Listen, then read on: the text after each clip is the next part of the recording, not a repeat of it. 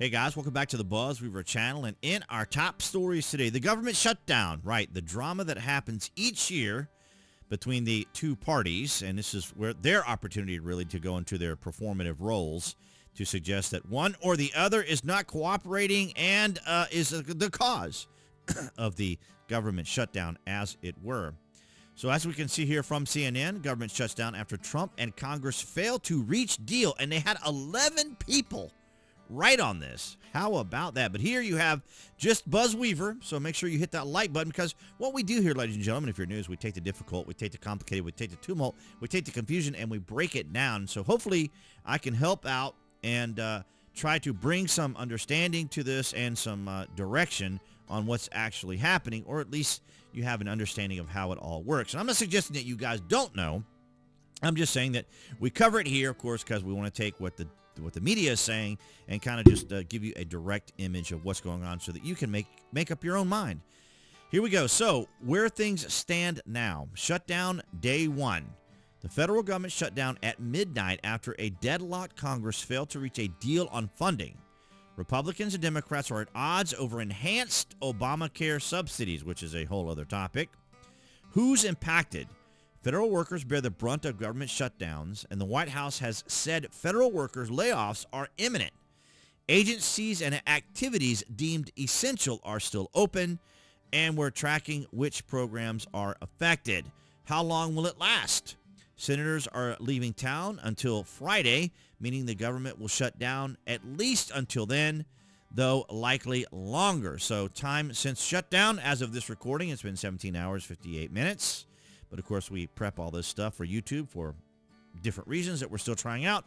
But nonetheless, I thank you guys for bearing with me. And here we have the bias distribution from Ground News. Senate again fails to pass bill aimed funding government as a blame game, or as the blame game continues as it normally does. And we can see the bias distribution here. Of course, it's getting ongoing and continuing coverage, so we don't have it like with a lot of different agencies here covering it, because of course it's ongoing, as it were. And let's take a listen. I wanted to give you guys a little bit of a listen here what Mike Johnson was saying, the Speaker of the House was saying here to CNN. Do you think that the OMB, the executive branch, should use this shutdown as an excuse to permanently fire federal workers? Well, I can tell you right now, the president has been a benevolent president.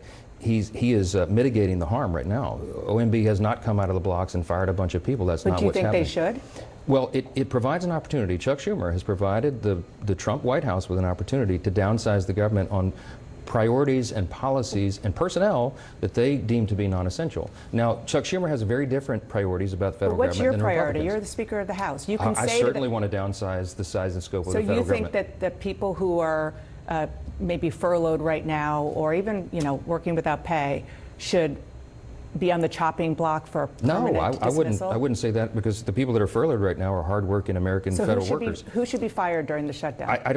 Okay, so basically this is the Office of Business Management is what they're kind of haggling over, because she wants him to come out and say whether or not people will be fired, so they'll have, of course, their soundbite and their lead. And of course, as we said here, is that, it's only for essential situations under certain circumstances. And of course, they said here, federal workers bear the brunt of the government shutdown, of course, and the White House has said federal worker layoffs are imminent. So there might be some here and there, but this is always a conversation that's always going on, of course, as we see here. And then from Fox News, as we move over to the right, as it were, Speaker Johnson, ABC's Stephanopoulos clash over government shutdown, illegal immigration, immigrants getting health care. Of course, we heard from Maxine Waters say the other day that everyone was entitled to health care, which is a whole other conversation, which is not unusual, because this is a topic that Democrats need as part of their voting leverage.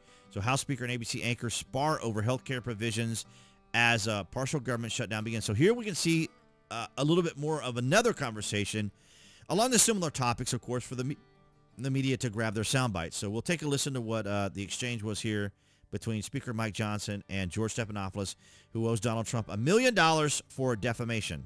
The Democrats' proposal is designed to prevent millions of Americans from losing their health insurance, losing Medicaid coverage, or paying higher health care premiums. Why are you against that? That's an absurd statement, what you said there. Let's be clear about what happened last night, George. No, George, let me tell you what happened last night. Everybody can go and review the facts for themselves. 44 Senate Democrats voted to reject a clean, nonpartisan, continuing funding resolution to keep the United States government open.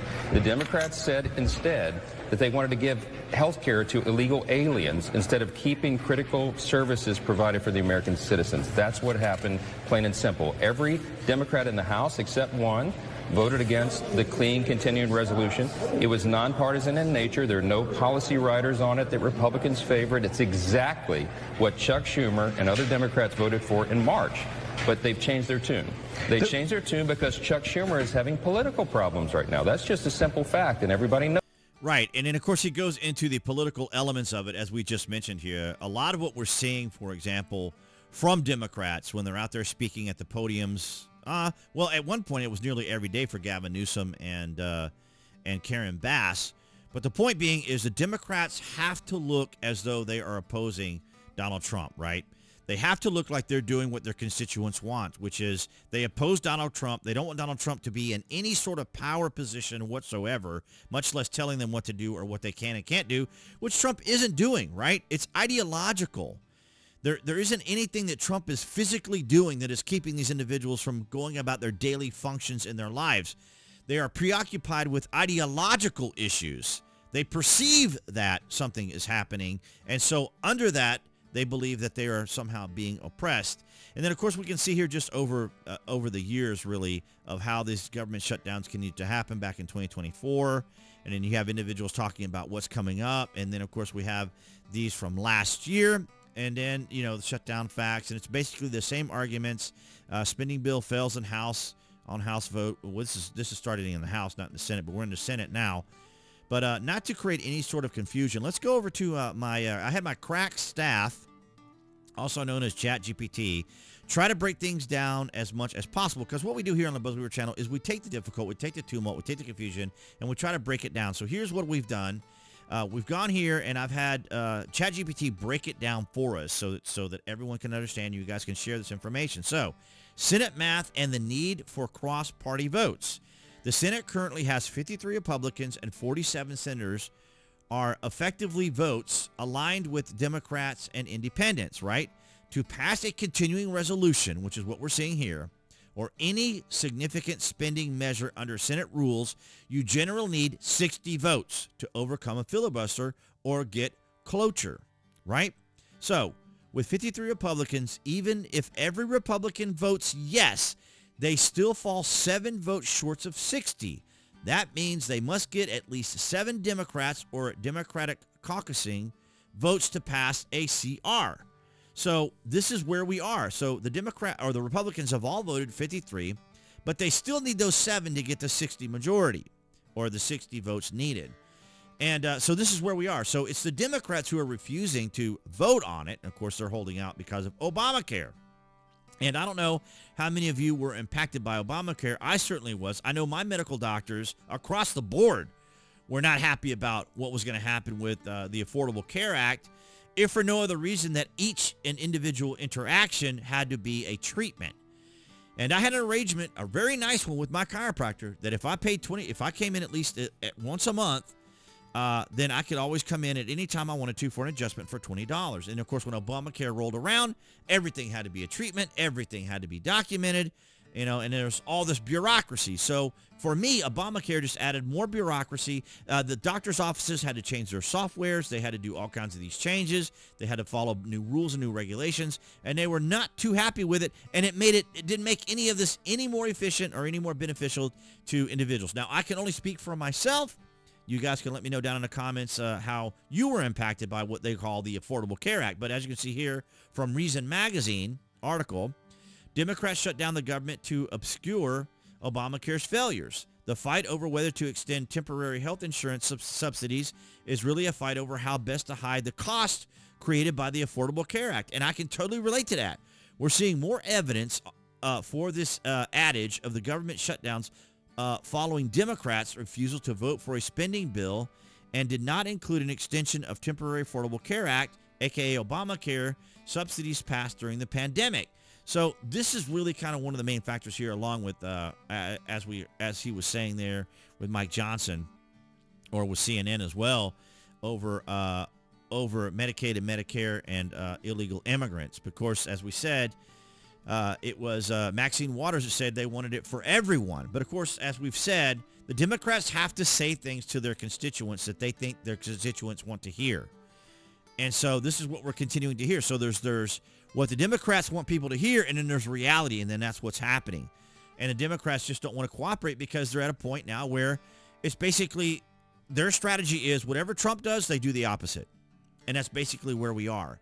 But I hope I was able to break this down for you guys to understand. I'm sure many of you probably do. You know, the 53 Republicans have voted. There's 47 senators aligned with the Democrats and independents, but they need 60 total votes. Right now, when it's other voting measures that require a tiebreaker, that's when the vice president comes in because he is the president of the Senate. But as of right now, the Republicans need 7 votes for this resolution to go through, and the Democrats are just not having it. They're just not going through with it. And so this is where we are. But I welcome your thoughts and opinions down in the comments section. Is this an irritant to you each year that we have to deal with this nonsense every single year? And it's the same drama, the same nonsense, the same finger pointing, the same blame games. But guys, I want to thank you so much across New Tech. That's BitChute, Rumble, and Odyssey for your guys' continued support, as well as everyone here on YouTube. And appearing there on the screen, that's going to be the channel icon. You guys can click on that to subscribe, as well as to select notifications. That way you know when there's content here on the channel. And I'll see all you guys in the next video.